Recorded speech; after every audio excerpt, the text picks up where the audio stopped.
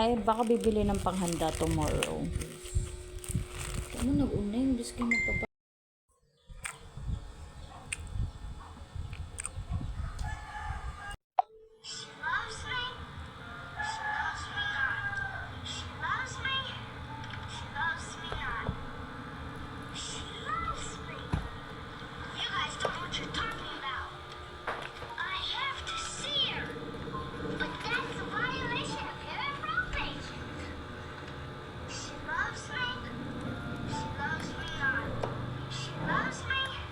sarap, no?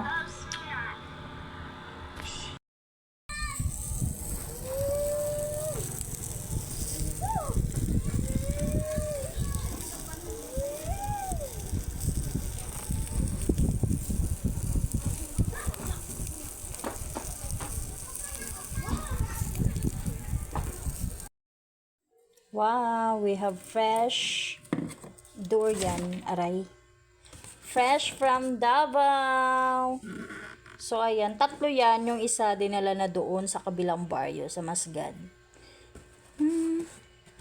Bukas sa try kong kumain yan. Hindi ako makain ito, pero tatry ko uli for the second time around.